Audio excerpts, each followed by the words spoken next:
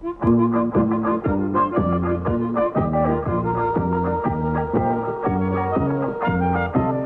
all over the countryside, ask the Leylands, ask the Leylands. Travel all over the countryside, ask the Leyland Brothers. Whatever it is that you want to see, ask the Leylands, ask the Leylands. No matter whatever that happens to be, ask the Leyland Brothers. Come on, me in and join in the fun. Travel all over Australia.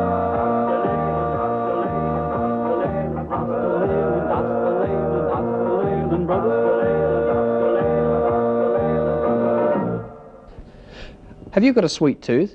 If you have, you'll like this story. It comes from Castlemaine here in Victoria. We're going to have a look at the process of making Castlemaine Rock. It's been made for 4 generations by the Barnes family. Every now and then we get a very special letter amongst all letters we receive on this program, and the next story is an answer to one of those. We received a letter from a 76-year-old man at Bowen Mountain here who used to take film in his old days. We visit this man and have a look at some of the old film which he took. That film is of the first vehicular trip into Kanangra Walls here.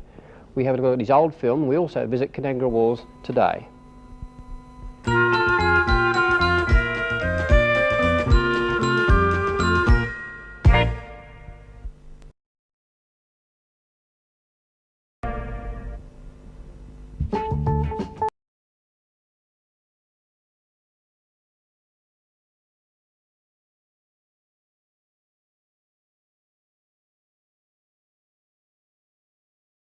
A letter from the Cheong family of Kareela in New South Wales brings us to Castlemaine in Victoria. Mrs. Cheong wrote and said, "I'd be interested to know about a wonderful sweet called Castlemaine Rock. It is made in the little township of Castlemaine, Victoria. On the tin it says it started 4 generations ago. This is the tin of Barnes Castlemaine Rock. It's been made for generations to a secret recipe of the Barnes family." The ingredients of this boiling, syrupy-like mixture are the secret to Castlemaine Rock's flavour. And a secret they will remain, says Clary Barnes, the 4th generation confection maker.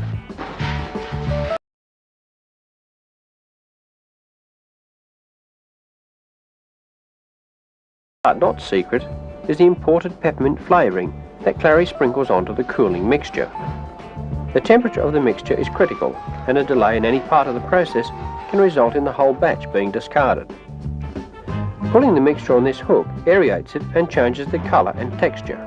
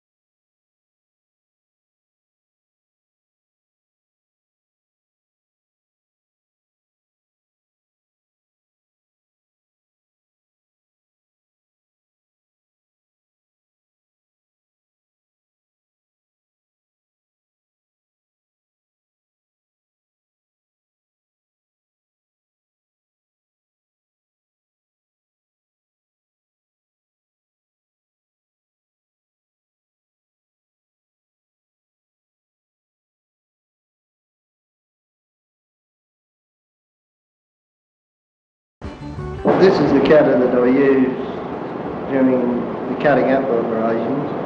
It came originally with my great-grandfather from England and is about 125 years old.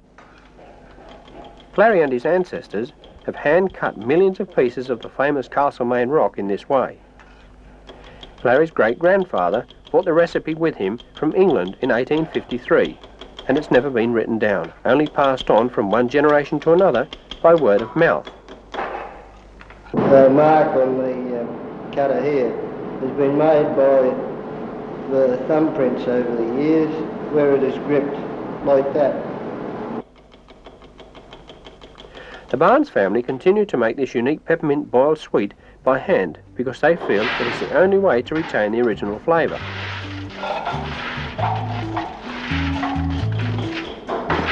9 batches of Castlemaine Rock are made each day. That ends up producing 432 tins of finished product. The rock was originally called Barnes Rock, but became known as Castlemaine Rock when it was sold from a stall at Castlemaine station, right from when the first steam train came through Castlemaine until the diesels took over the run.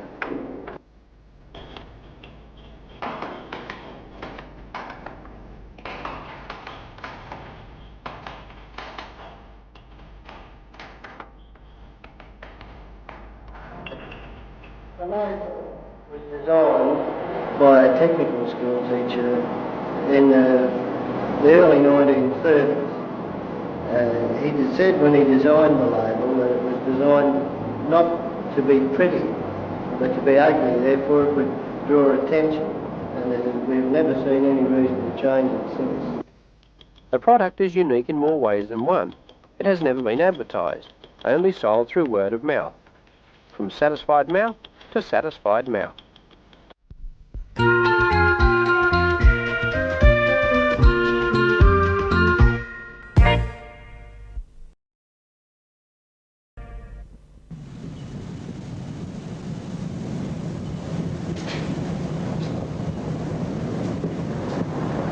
A letter from 76-year-old Don Robertson brings us to his home here at Bowen Mountain.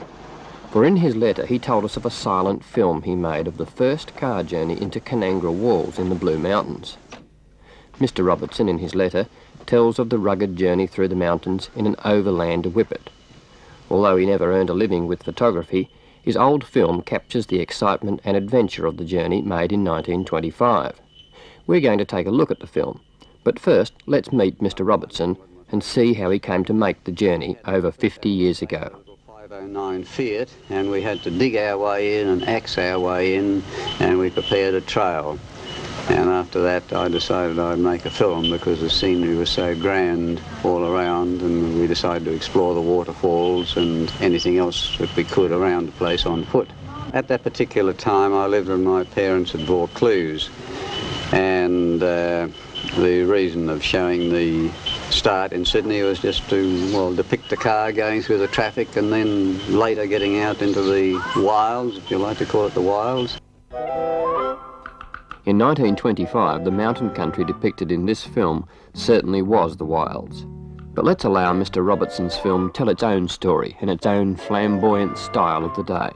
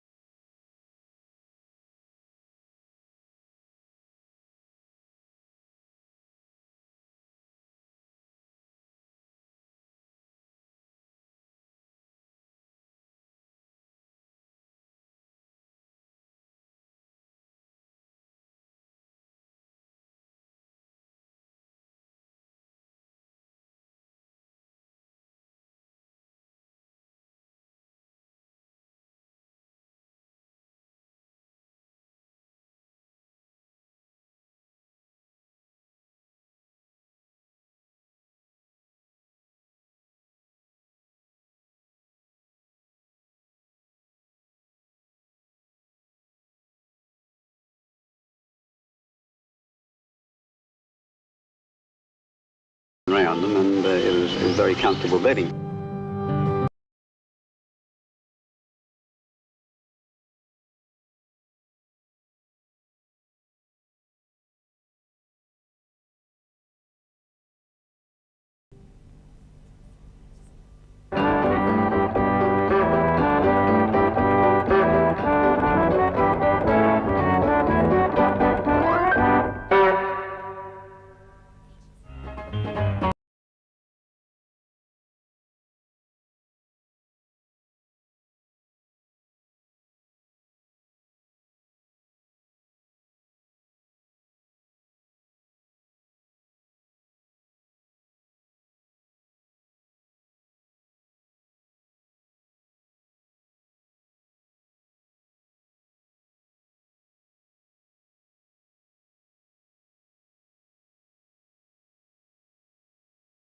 Robertson and his friends pushed through this wild country over 50 years ago probably led to the opening up of this area around Kanangra walls to the general public.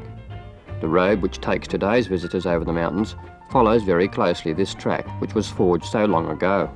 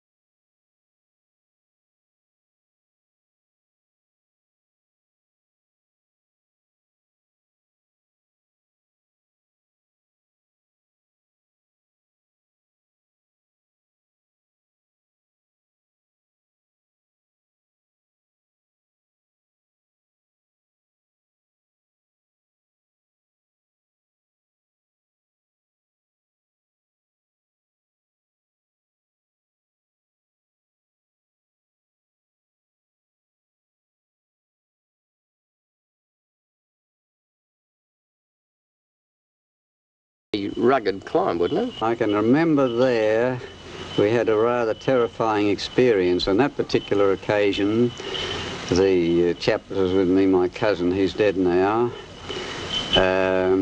we went down this gorge. We decided to climb up the other side by the waterfall, and then we had to go down more cliffs.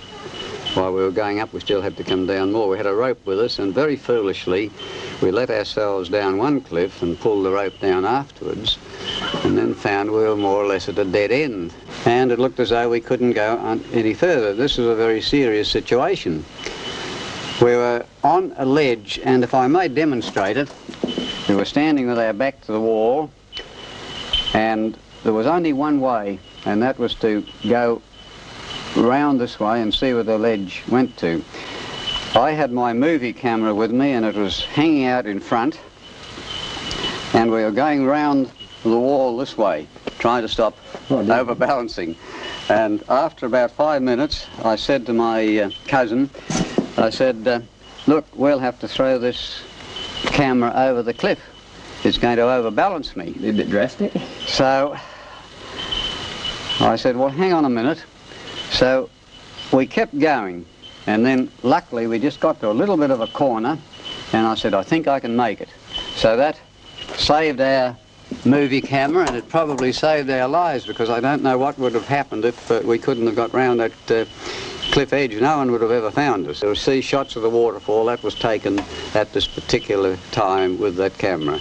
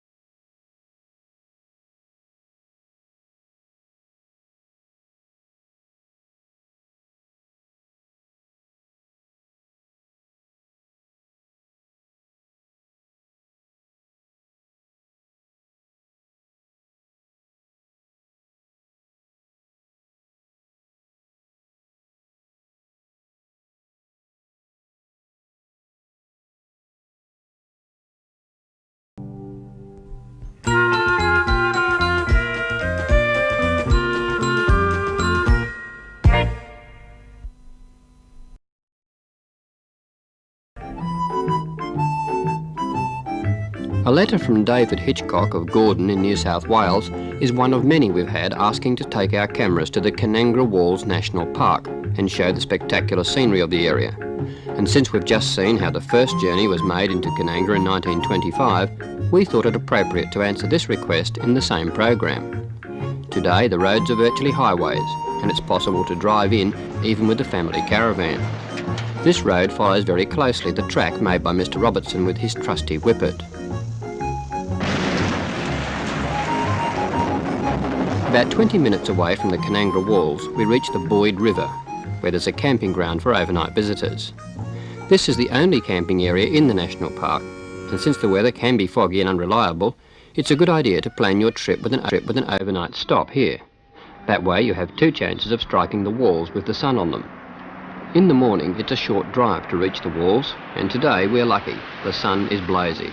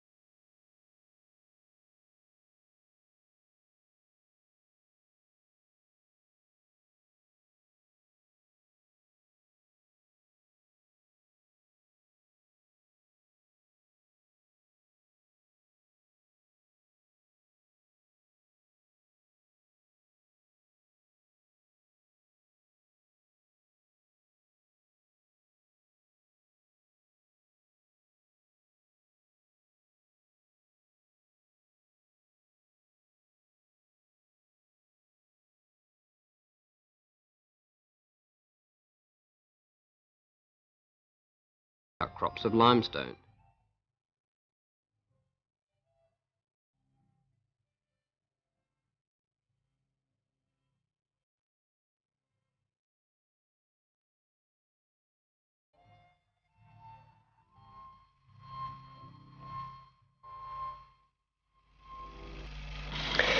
magnificent scenery here at Kanangra Walls, of course, hasn't changed at all. It's a great inspiration for anybody who's a photographer. I can understand why Don Robertson came here so long ago and was inspired to take pictures and climb down into the valleys with his camera.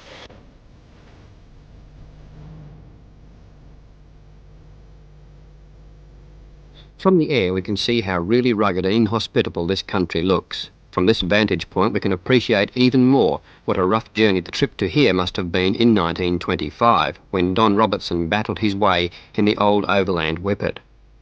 The journey for today's visitors is no kind of endurance. Instead, it's a pleasant detour from the main roads, and one worth taking. So if David Hitchcock plans to make the trip one day himself, he will now know what to expect at the Kanangra Walls in New South Wales.